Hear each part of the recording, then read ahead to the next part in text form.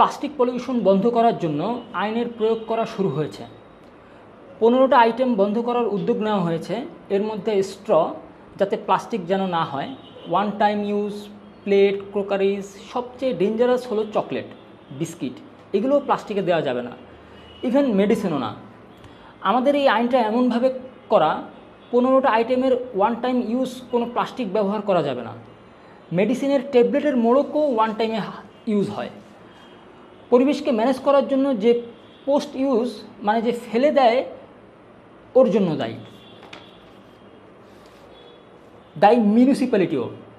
এর কালেকশন প্রসেসটা যদি ঠিক করে হয়, যেমন ওয়েস্টার্ন ওয়ার্ল্ডে হয়, তারা 3 টাইপস বিন সিস্টেম রাখে।